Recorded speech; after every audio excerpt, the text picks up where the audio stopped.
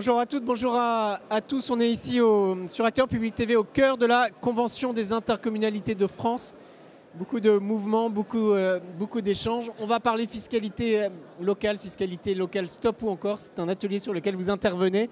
Beaucoup de choses à dire, forcément dans le contexte. Gilles Carrez, bonjour. Bonjour. Très heureux de vous retrouver. Une grande expérience sur les enjeux de fiscalité. Vous êtes président du Conseil national d'évaluation des normes. Merci d'être avec nous.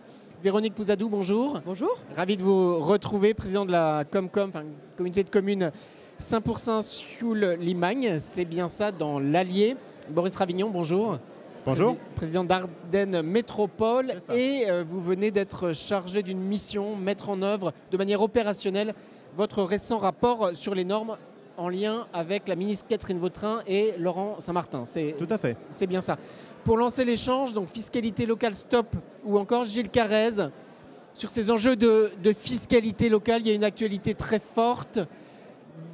Qu'est-ce que vous pouvez dire aujourd'hui sur ce sujet qui est complexe et qui évolue finalement chaque année? On manque de stabilité sur cette problématique. Ce sujet, il a pour origine que depuis des décennies, quels que soient les gouvernements, quelles que soient les majorités, on s'est ingénié à supprimer des impôts locaux, à les remplacer par des dotations d'État, par des exonérations, par des dégrèvements. Ce qui fait que, aujourd'hui, les recettes des collectivités locales sont totalement dépendantes de l'État. Et dans le budget de l'État, il y a 100 milliards de transferts chaque année d'euros aux collectivités locales. Donc cette sujétion, cette dépendance, nous l'avons tous collectivement créée. On ne peut pas dire que ce soit la responsabilité de tel ou tel. Et le paroxysme, ça je dois le dire, il a été atteint avec la suppression de la taxe d'habitation par Emmanuel Macron. Vous acquiescez, Véronique Pouzadou, les élus locaux ont moins d'autonomie sur les enjeux de fiscalité locale? Aujourd'hui, je pense qu'on a perdu complètement notre autonomie.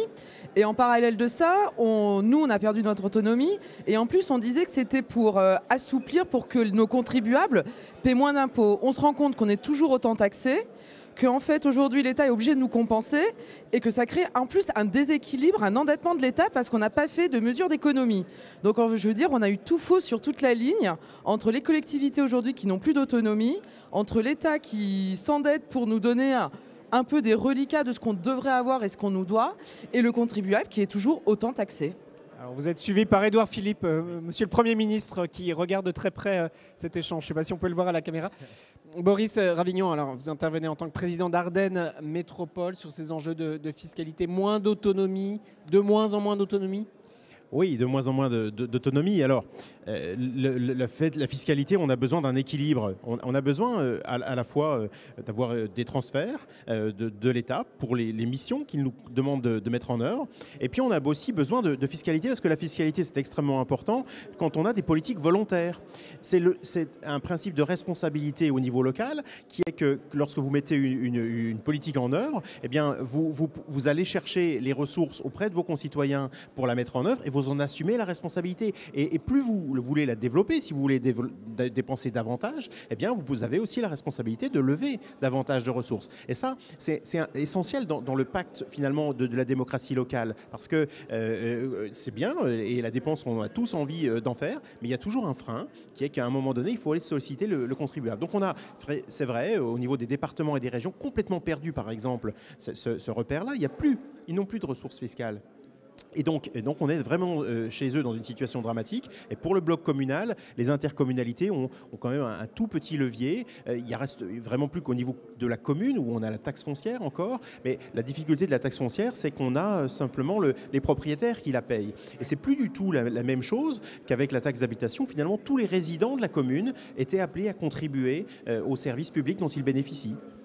Gilles Carrez, Catherine Vautrin était sur le plateau ce matin. On lui a posé la question, un nouvel impôt local. Elle n'a pas fermé la porte. Elle a dit c'est une piste de réflexion.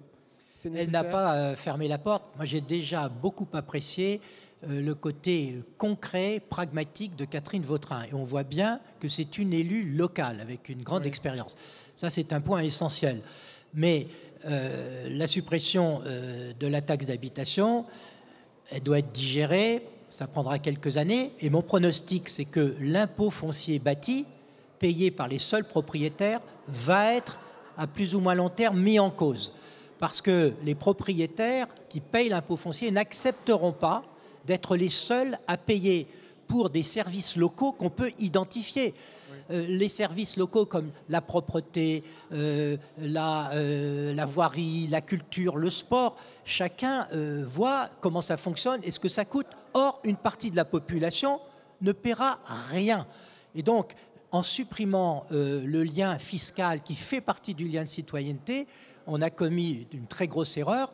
Et donc, on verra poindre, ça j'en suis certain, à terme, cette idée d'un impôt, une sorte d'impôt résidentiel que tout le monde doit payer parce que tout le monde profite des services locaux. Alors on comprend le principe, Véronique Pouzadou, n'empêche que vous, élu local, il va falloir, si ça se met en œuvre, hein, c'est très très très hypothétique, nous a dit la ministre, il va falloir l'expliquer aussi, ça ne va pas faire plaisir à vos administrés. Je pense qu'on ne se pose plus la question si ça fait plaisir ou pas plaisir, hein, à voir si ça arrive, les modalités. Je crois qu'il faut vraiment remettre du sens et du lien dans l'action publique et dans l'appréciation des citoyens. Et il faut recréer ce lien entre qu'est-ce qu'on fait en service public, comment on se développe dans des territoires plus modestes, dans des territoires plus grands. Certainement qu'une péréquation nationale doit aussi être rediscutée et remise en place. Et je crois qu'il faut réengager tout le monde dans les euros que l'on fait pour la collectivité. Donc compliqué à expliquer, mais j'ai envie de dire, 10 ans que je suis élue, 10 ans qu'en fait qu'on explique des crises, des réorganisations, de faire mieux avec moins. Et les élus locaux sont responsables et savent l'expliquer. Il faut vraiment qu'on tire, j'ai envie de dire, tous dans le même sens, de dire de pourquoi on le fait. Travail de pédagogie, d'explication qui peut porter ses fruits, qui peut être compris. Mais il faut aussi peut-être créer un nouveau récit autour de cet enjeu qui est complexe. Ah oui, moi je crois que le récit qu'on a tous envie de créer aujourd'hui, collectivité, spécialement au sortir du Covid, on vient de vivre, il y a quelques années de cela, encore tout proche, une expérience commune où je crois qu'on a beaucoup finalement contribué, y compris sur des politiques qui étaient nationales. On a pris des responsabilités et je crois que notre pays en est sorti grandi et a su affronter de vraies difficultés, de vraies épreuves. Et donc je crois qu'il y a aujourd'hui une envie de confiance au territoire. Et c'est ce récit-là que je pense qu'on essaie de porter quand on s'engage en politique, c'est de dire on mérite la confiance qui nous est faite et on a besoin d'en avoir davantage. Et il y a donc, je crois, une nouvelle page à la décentralisation à ajouter et peut-être même un chapitre entier parce qu'on est en fait des grands pays européens le moins décentralisés. Et on ne fait pas beaucoup confiance, nous, aux collectivités de notre pays. Donc il y a vraiment ce mouvement de confiance, de confier des responsabilités, pas juste des compétences, mais vraiment des responsabilités politiques. Et effectivement, il y a à refonder le financement. Et refonder le financement, ça passe, c'est vrai, peut-être par un moment où il faut avoir un vrai impôt local payé par tous ceux qui bénéficient des services dans une commune, dans une intercommunalité. On a aujourd'hui des petites choses qui permettent déjà d'agir. Je pense par exemple à la taxe d'enlèvement des ordures ménagères. Sujet, mais voilà quelque chose que tout le monde paye. Et du coup, quand vous expliquez aux gens qu'il y a un effort à faire sur le tri, qu'il y a un effort à faire sur les biodéchets, vous avez une compréhension immédiate, même si ce sont des sommes qui restent mesurées. Et heureusement d'ailleurs, on a un contact direct avec le citoyen qui se sent impliqué. Je crois qu'on a besoin de refonder vraiment les relations financières, pas seulement de l'État avec les collectivités, mais entre le citoyen et les collectivités. Gilles Carrez, ça veut dire que sur ce sujet qui amène toujours des crispations, des tensions, des polémiques et une discussion politique, on peut l'aborder sereinement, c'est possible ? C'est tout à fait possible parce que il y a, du fait qu'on travaille ensemble, entre les élus locaux, de toute sensibilité, le souci de construire, d'aboutir. J'ai été très frappé, j'ai été très longtemps député, mais aussi maire, et à l'Assemblée nationale, on arrivait dans l'ancien monde à trouver des consensus parce que nous étions en même temps élus locaux, parce que nous étions maires. Je me souviens avoir construit des choses formidables avec mon collègue communiste maire de Montreuil, tout simplement parce que sur les transports, le logement, le lycée international, avec Jean-Pierre Brard, on partageait les mêmes problèmes. Et puis j'ai vu, avec cette erreur funeste de suppression du cumul des mandats, l'idéologie l'emporter. Et aujourd'hui, les débats, c'est avant tout des invectives, des concepts. On n'est plus dans le pragmatisme. Or, nous, élus locaux, qu'est-ce qui nous soucie avant tout ? c'est d'aboutir, c'est de construire. Et pour construire, on est capable de créer des consensus. Donc je pense que le renouveau, la renaissance, si je puis dire, elle va partir du milieu local. Et j'appelle vraiment de mes voeux une relance de la décentralisation. Faisons davantage confiance aux élus locaux.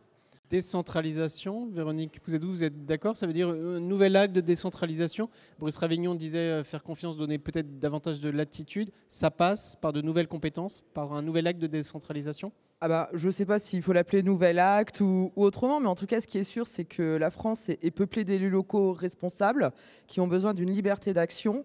Et il est clair que la décentralisation, aujourd'hui, nos compétences, comment on les met en place, comment on va en être responsable, il faut que la page soit écrite. Donc oui, une décentralisation avec des vrais outils, des vrais moyens et une vraie responsabilité donnée aux différentes strates des élus locaux. Boris Ravignon, la ministre, tout à l'heure, parlait davantage de déconcentration que de décentralisation. Fermer la porte à aucun scénario, bien sûr. Non, mais ça va ensemble. C'est-à-dire que la décentralisation, ce que parfois un certain nombre de nos interlocuteurs, notamment à Bercy, ne comprennent pas, c'est qu'elle n'est pas contre l'État. Elle n'est pas contre la chose publique. Elle est, je crois, un vrai gain, une vraie amélioration de la gestion publique. Faire confiance au territoire, c'est nous donner la responsabilité de politique publique qu'on gérera. Mais alors, je suis prêt à prendre tous les paris du monde, et je crois que tous les élus locaux auraient envie de se joindre à moi, que ce sera mieux géré par nous avec des gouvernances locales que ça ne l'est aujourd'hui par l'État. D'ailleurs, vous savez, les citoyens, quand on leur pose la question, et le Conseil des prélèvements obligatoires l'a fait il n'y a pas très longtemps, il leur demandait qui gère bien l'argent public. Il leur demande justement par niveau de collectivité. Vous avez 68% des gens qui disent que l'argent est bien géré dans le bloc communal, et puis vous en avez seulement moins de 30%, 28 exactement, qui pensent que l'État gère bien l'argent public qu'on lui confie. Donc il y a, je crois, aujourd'hui davantage de confiance à l'égard des élus locaux, et je pense que c'est le mouvement d'histoire de notre pays qui est finalement que l'État se réorganise en s'appuyant sur ses territoires et en faisant confiance aux collectivités. Vous y croyez, Gilles Carrez? Vous avez côtoyé, vous êtes allé à la rencontre des hauts fonctionnaires de Bercy? Je crois à des progrès dans le sens d'un État déconcentré plus fort, moins prisonnier des administrations centrales, ayant plus de latitude autour du préfet et d'exécutifs locaux ayant également un champ de responsabilité. Je me souviens, dans le passé, avoir traité beaucoup de sujets avec le préfet du Val-de-Marne ou les préfets successifs. Aujourd'hui, c'est devenu impossible. L'État réglemente tout, tout est décidé de façon centralisée, les préfets n'ont plus aucune marge de manœuvre. Donc, ce mouvement qu'on doit engager, c'est à la fois un mouvement de décentralisation, mais comme l'a dit Boris, de déconcentration, parce que l'État ne doit pas disparaître. L'État a des missions essentielles.